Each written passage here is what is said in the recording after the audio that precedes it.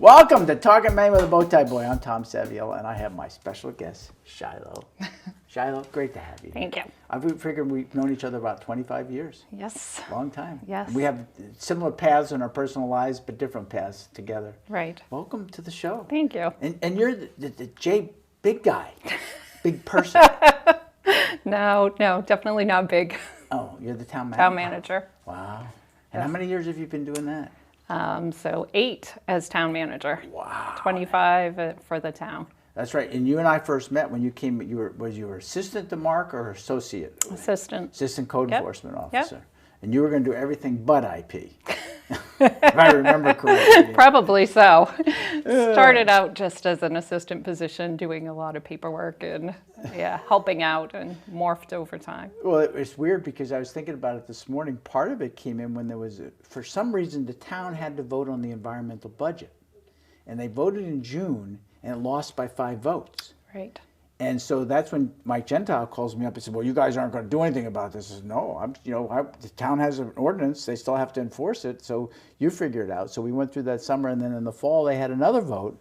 I think the ordinance or the funding for it lost by more. Yeah. So which meant that your code enforcement officer was no longer going to be around, and you got the job. Right. And little did you know what you inherited. Right. I'll tell you a little side story. I told Mark, do you remember when they were going to license the car washing guy that went around? I do. And that's the one I told him. I said, you need to stop this. This is going to get people in town really mad. Yeah. They did. Yeah. Yeah. Their environmental ordinance was put in when it was needed. There was a time for it. Right. And then the town recognized when it wasn't anymore. So. And it's still there. It's still. It is. They didn't do away with it. You kept it because if somebody comes in and is not very good, you have the opportunity to implement it back again. Right. It's just suspended. So your time as a code enforcement officer, what was your favorite story? Do you have any other than me harassing the hell out of you? I don't know that I do. It was all an interesting time. Working with the planning board, working with the mill was primary. What I was doing with the Otis Mill and the Androscoggin Mill.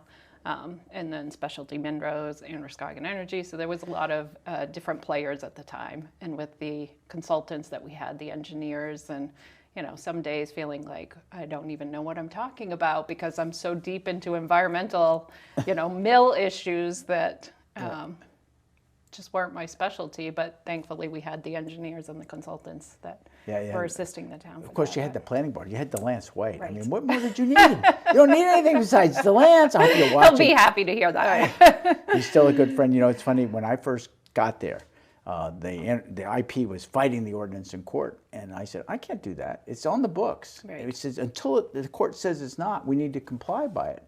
So that surprised all the planning board members when I came in and told them. Dave Tudor was then the code enforcement officer. So I just want to comply with what you have to do. And the mill had been dragging out the air license like for years, literally for years. And I said, let's just get it done. So we got it done. But the funny story, and you weren't there yet, I'll share this one with you, is that the town wanted at that time $70,000 to take care of the landfill schedule of compliance for 3 years. And I went up to the mill and I said, we just need to pay this. Let's get it done. I want to get going. I don't want to fool around anymore with this thing. So they said, well, okay. So Jim Thompson was the mill manager. And Jim was sitting at home literally with a check for $200,000 that I could go leave that planning board meeting and go to his house, pick up the check and bring it. Since it's $70,000 a month, I said, listen, if we give you $200,000, you can invest that. You'll have more than $210,000 to administer the thing. So I went to the planning board member thing, and all we really were at the point of crossing a couple T's and dotting a couple I's and sorting out this money. And I can remember going in, and none of the lawyers showed up. And I walk in and said, well, let's just get it done. I didn't know what to do. So they got out and they tried to call Petroselli, couldn't get him. Right. They tried to call Lynette, couldn't get him. Finally, they got Karen Tilburg. And Karen Tilburg said, table it. So they tabled it. But I remember Bert Plant. Do you remember Bert? Mm-hmm. Wonderful man. Yep. Bert came to me. So you're the first guy from IP that actually tried to do something right. Just trying. Right. Anyway, so it's much easier to get along than it is to fight. It is. Try to figure it out together. And Roger Purington was the one who really hit me on the side of the head. Do you remember Roger? Yeah. I think he's still with us in Fayette. He said, Tom, will you stop fighting with them and just do what they tell you to do? Okay, that's a different story. Yeah. So what made you think you wanted to be a town manager? It's a very good question. I think it just progressed that direction. When I came and started working for the town of Jay, I didn't really have aspirations of where I was going. One of the girls in the office is kind of funny. When I started working there, she'd been there 12 years, and I was like, "You've been here 12 years? Nobody stays at a job 12 years. What are you, crazy? Like, this doesn't happen." And now I've been there 25, so which she likes to remind me of. So it's, it kind of, I would say, morphed into the position. Started out as the assistant code officer, then went to code officer, and then started picking up some of the different work in the office, working at the front counter, working in finance. And so when the opportunity for the town manager position came open, it was right time in my life, personal life, and it worked out really well. The people that I work with, we're all a good team. Everybody's been there for a while, so I knew everybody that I was stepping in with, all the department heads, all the workers. So it was a good transition. Now, of course, at that time, the mill was almost at full tilt. I think number one paper machine was down. Everything else was going full tilt. It's changed a little bit. Yeah, so I started in February, and I think might have been the month after we got an abatement application from the mill, and ever since then it's been a roller coaster. Oh, I can imagine. I remember at the mill, before you came, they did a reevaluation. It was interesting because I got caught up in that reevaluation somewhat. And I'm trying to remember how it went, but the town had an assessor that looked at one way of assessing the mill, and the mill had an assessor that looked at another way of assessing the mill. Right. And they really weren't figuring out how to get along. And then in comes Mike Gentile. Solves it all. It solved it all.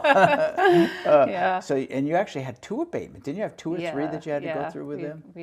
We did. It actually ultimately ended up when the mill went through bankruptcy.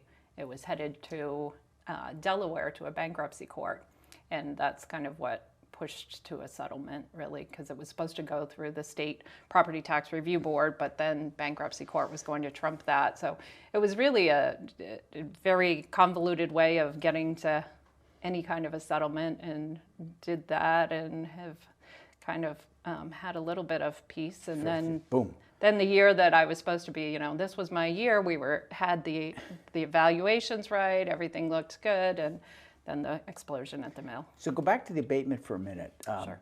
I'm trying to remember how this all. I don't remember. When did they go bankrupt? That was after I left. Yes. So it was Verso that went bankrupt. It wasn't Andro itself. Correct. Right. Correct. Yep. Yeah. It was. They had filed for bankruptcy, so that court. And you were still the code enforcement officer when I'll show you this. You'll laugh at this story. When you were still the code enforcement officer, when it became Verso, you had not become the town manager yet. Ruth was still the town manager.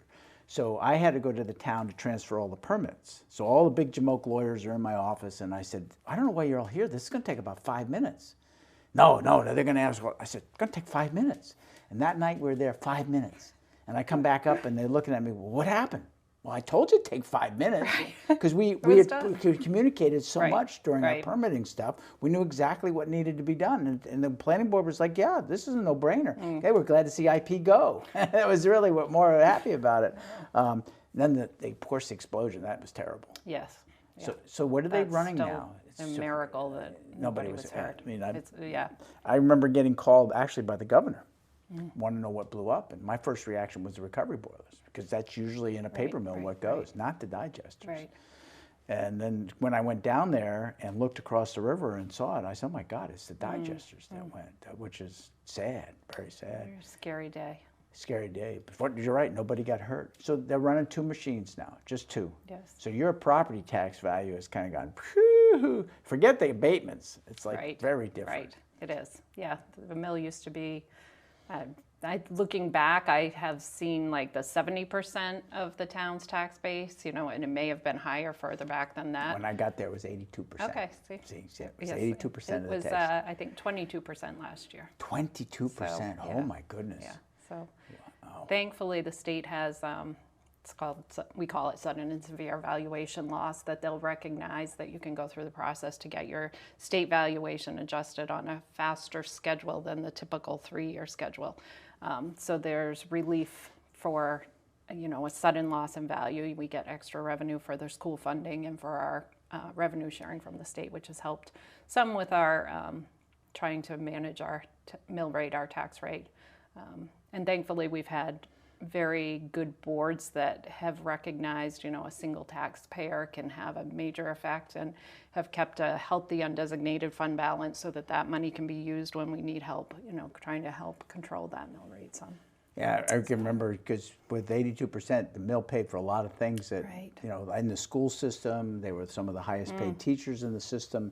All of that you had to adjust back. Right. Wow. Yeah, we went through a few tough years of looking at, where can we scale back? Where can we find efficiencies?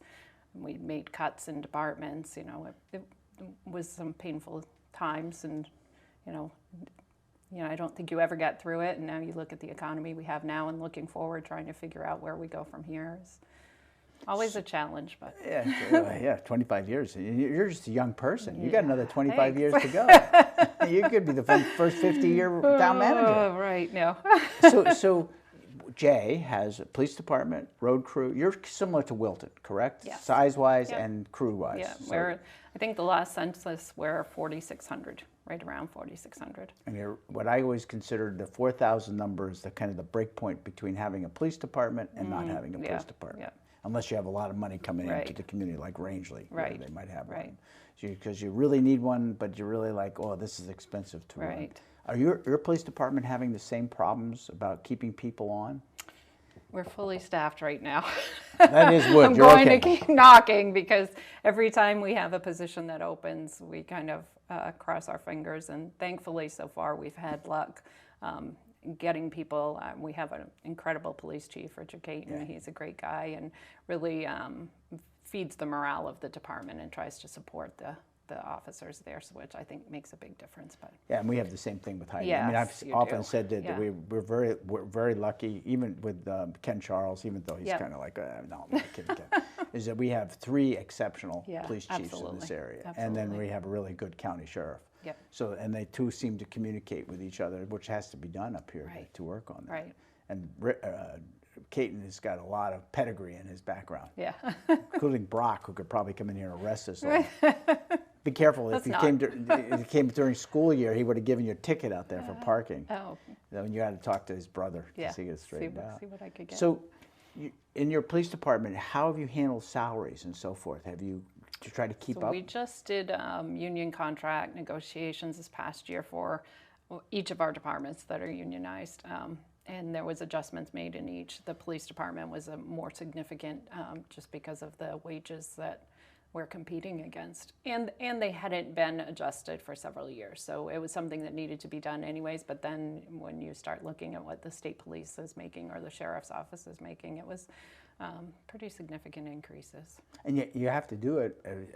So people are watching saying, I don't understand, is because they aren't many going to the police academy. Right. I mean, it's not, Right. we have this huge population to draw from, and they then have to pass all these tests to go in. Right. We had a great person, but couldn't pass Yeah. one of the tests that We've had to been be there taken. too. So Yep. it's like, okay, sorry, Yep. can't do anything like And that. then you have other departments that are in such dire need that they're offering these huge incentives to come on. A $20,000 sign-on bonus. It's and we don't have that ability, so it's kind of try to keep the people that you have. That is an easier way than trying to get new people and. How many pay people do big you have in your sign-ons. police department? Do you know off the top of your head? We have 4 patrol officers. We have a detective, the chief, and the dispatch secretary person. Wow.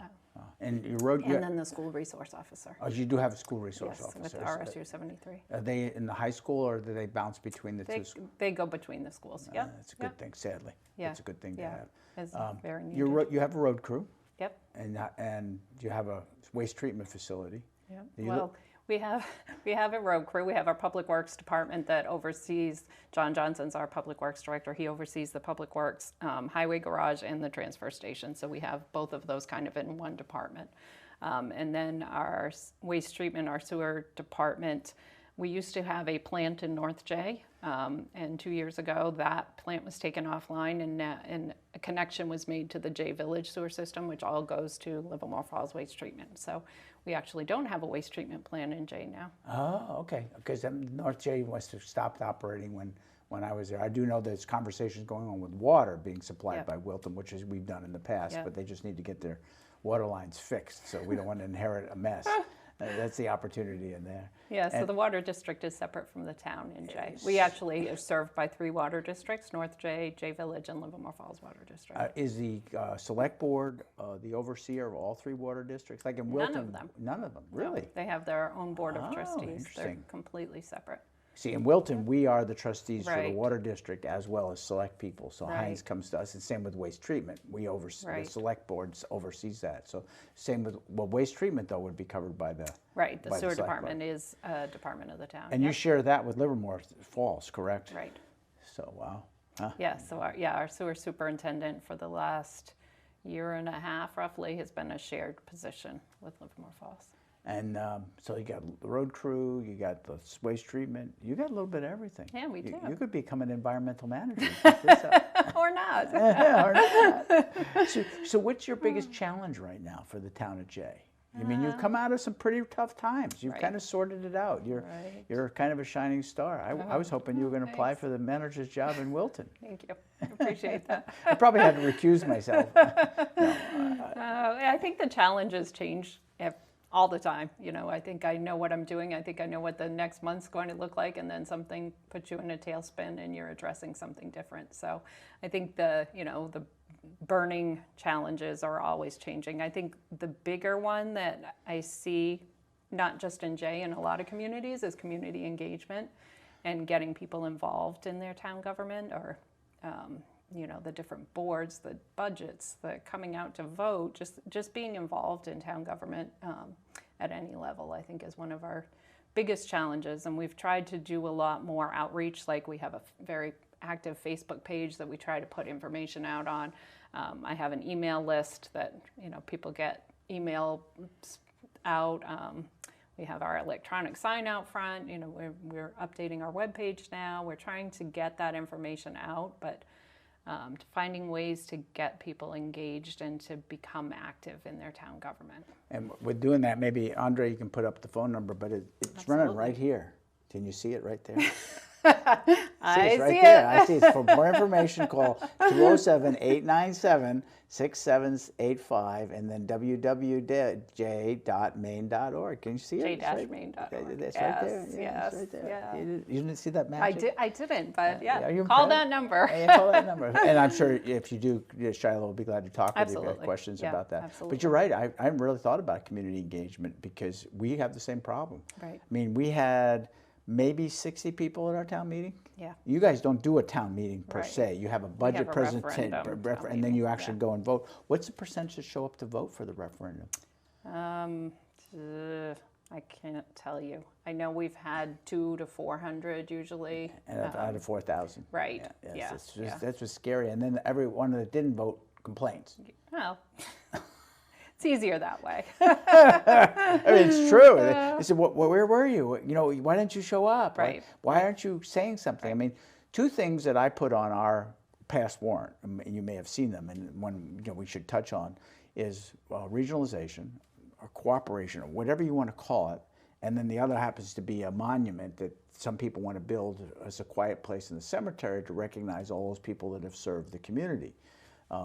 I just wanted the town to give us permission to pursue with that. But the other one was regionalization, because you just described it so well with the police department. We have a limited group of people to draw from because there's not many coming from the academy. We're in a competition with the Watervilles and Augustas of Maine, who are willing to pay more money to get them to come because they got a bigger tax base to get there. At some point, we got to figure out how we can more closely work together to make this happen. Same thing with the fire departments. Not everybody needs a ladder truck. I mean, they'd all like to have a ladder truck, but somehow we have to work out where do we bring that together, because they're $10 million for a new one. Right. How do we bring these communities together? What are your thoughts on that? Well, the fire department was the department that we didn't talk about, but that's very true, and fire departments even more so, because a lot of in our communities are volunteer fire departments, people that have full-time jobs. So the tone goes off, and the employment isn't like it used to be where they let people go and respond to the calls. And a lot of people don't work locally anymore, so they're not able to get out and respond. So that's been a challenge, is we're trying to work through figuring out how do we keep enough staffing that we can respond to these calls during daytime hours and in the evening. And there's so much more training for the fire departments too, that it's a big ask of someone to become a fireman in these towns. And I don't know, I see that as one of the, big regional things that we need to address and that we're going to have to figure out. Yeah, you did. I mean, Farmington was fortunate enough where they turned around and put four to six full-time people on. Right. But that's not going to resolve the problem in Jay and Wilton. Right. I mean, at some point, the same groups are going to have to address that, because you're hitting it right on the head. It used to be everybody worked in town. So at the woolen mill and at the Bass Shoe Factory, their guys could go because they never knew when they would be responding to their own fire. So they always did that. And now you don't have, and you probably don't have the fire department support at the mill as you used to have, because we had our own fire department. We had our own fire crew there. And that they, if necessary, were part of the mutual aid agreement, could help with the town if necessary. And many of those were firefighters in their own towns. But that's I mean, this is what we're faced with. And I try to explain to people is that you can keep separate, but your taxes are going to skyrocket. And they still may go up with this other concept, but maybe you minimize what that goes up to be. I think, Shiloh, you should be the town manager of Farmington, Wilton, and Jay. Thank you very much. I think you do great at it. I mean, you're young enough, 25 years. I'm not young enough. Oh, yeah, you are. I mean, Jesus. I mean, you could do great at those jobs. That's a lot of work, So, it'd be good for you. It'd keep you out of trouble. So, and that's just something that I think that this whole community is going to have to face. So I put it on the warrant because I wanted the people to vote on it, so that in the future, if we come back in again and there's a plan that's developed on how to do that, can remind them that you said for us to go do this. I wanted authorization to go forward to have that conversation. And I think the town recognizes it. But just, again, dealing with the police force, that alone. I mean, we're very fortunate, too, because we have a really good chief, and she's able to keep them there. And we're able to provide enough incentives to keep them. But eventually, the other guys are going to get smarter or not smarter, but have more money and throw money at the problem. It could change, overnight it can change. You can, suddenly you're down one officer and your other officers are all having to fill, and then they're getting burnt out with all the overtime. I mean, we have been very lucky, but realize that it could change easily too. So how do you look to the future and solve the problems? Yeah, I mean, back when I first got elected to the legislature, John Baldacci talked a lot about regionalization. I can remember talking to a group about it, and then the guy raised his hand. I said, yes. He says, well, if we buy a grader together, I use an example, we buy a grader together. We don't need it every day. They're very expensive. So, well, okay. So they break it. Who pays for it? It's funny. I just had this conversation with my public works director yesterday. The exact same conversation about, like, are some of our equipment's getting old, and that's going to be one of the questions. Well, what happens when something happens and the other town has it, or this town has it? Yeah, it's just a matter of, but that's easy. How do you go through that process? No different than a department at the mill. That you had a particular piece of equipment that you shared between departments. You put in a repair budget, because I'm sure that department didn't go break it on purpose. It was just wear and tear. It broke. So now all of that money that you put into your maintenance budget comes out to take care of that piece of equipment. But you got to do it. You have to. You can't afford, Town of Jay can't afford, because you don't have the mill anymore to charge it to. You got to figure out how to do this. And I suspect that there'll be some kind of committee, hopefully put together. But I'm retiring. I'm done. It's too much work for me. I'm too old. I am too old. And you really stay out of it. I'm going to surprise a lot of people. I think at the end of the day, I think I'm going to surprise more than they think that I am. So what else? So what else? So how's the kid? Has he got you grandma yet? No, the kid's doing good. I'm step-grandmother, yes. Oh, I know that, yeah. Good for you. Yes. My son is doing well. He's an occupational therapist now. Where's he working? At the nursing home by the hospital there, the Sandy River. Oh, Sandy Yep. River, good. Yeah. So He that means worked I'll in know Augusta somebody for a when I while. go there. Yeah, he'll take good care of you, good. Tom. Tell Deontay I'm looking forward to it. I mean, he's a good kid. I mean, I can tell you Thank you. as you get to know young people, when they come up and they got a smile on their face and they got a twinkle in their eye, and they're, as an adult, they still recognize that, geez, you might have something to offer to me. I might as well be nice to him. That's much appreciated. He's just really a good kid. You did a good job with him. You. He's all right. He's quite an athlete too, or was. He was, yeah. He's still so. What else? Anything else that you can think of that I missed? Oh, geez. Oh, I don't know. I mean, it's. So one of our really more active committees in the town of Jay is our recreation committee. That's good. Yeah, that's doing some. It's a really small group. It's one of those that we'd like to have more involvement. We kind of put out some information there a month or so ago, asking people to get involved. But there's a kind of a core group, 3 retired guys that do a lot of our trail work. They do the French Falls recreation area and the rec area up behind the school, which if people haven't ever been to these areas, they're incredible. They're right in our backyard. They're hiking trails. In the winter, they groom the rec area so you can go snowshoe walking or you can go cross-country skiing. Down at French Falls, they've got trails that run right along the river. They're beautiful. Take a lunch. There's picnic tables. Oh, really? Yeah. I have to go down there because I was part of that when they got set nice. aside with the FERC agreement. Right. Wow. Because the mill used to have it. And they still do the softball. AYS uses it a lot. The men's league uses it for softball. And then we have concerts in the park there in the summer. We've got 3 coming up, July, August, and September. Just kind of bigger band type things.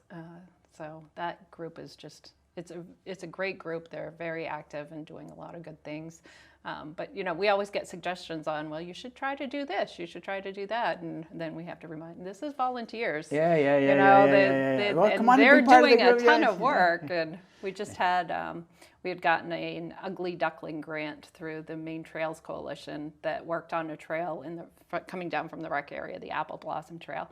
And there was a crew here last week for the week that did a lot of work on the trail that was just incredible, a great crew. There was people from Texas and Illinois, and they were headed off next to like Baxter State Park and the Appalachian Trail they were working on. So it was kind of cool just to see, we've got this in our own little community, that there are people coming in to help us. Were they retirees or? No, they were actually young people. A lot of them were in between, college or on summer breaks, and Cool. Thankfully, because they were lifting some pretty heavy rocks there. Yeah, those old people like that. I'm learning that too. Shiloh, this has been great. Yeah. Will you come back on again and talk with us again? Absolutely. I told you to say fly by. It's always a pleasure to see you. Thank you. And you do a phenomenal job in the town of Jay. Thanks. From 25 years of doing that. I don't think I'll be around when you retire after 50 years, so I'll already say congratulations. Thank you, Tom. Thanks for tuning in. We'll see you next time on Talkin Maine.